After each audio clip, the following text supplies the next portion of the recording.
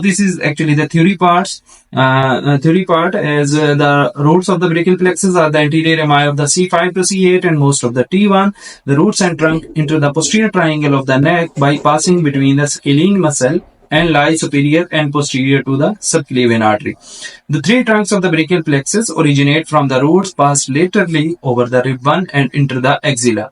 The superior trunk, middle trunk, and the inferior trunk. Superior trunk is formed by the union of the C5 and C6 roots, and the middle trunk is the continuation of the C7 root.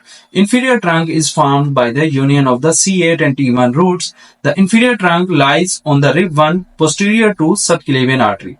Middle and superior trunks are more superior in position.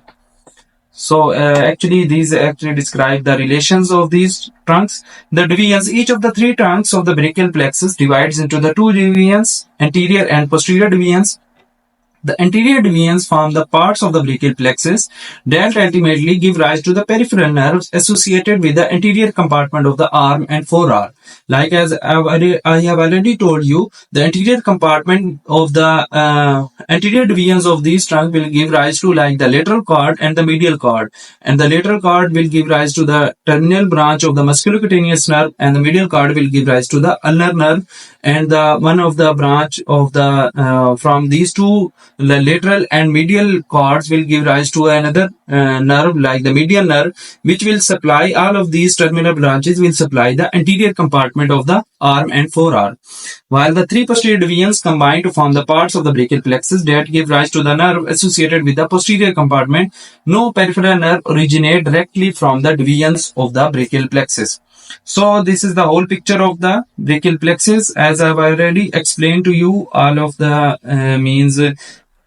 how the trunks have been formed, how the cords have been formed, and what are the terminal branches of these cords.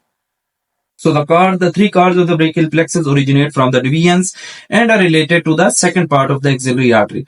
Lateral cord results from the union of the anterior division of the upper and middle trunks, and therefore has the contributions from the C5 to C7. It is positioned actually lateral to the second part of the axillary artery.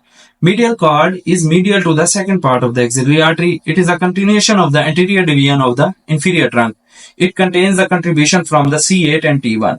While the posterior cord occurs posterior to the second part of the axillary artery, it originates as the union of all of the three posterior divisions. It contains the contributions from all roots of the brachial plexus. So this is all about the brachial plexus. Thank you.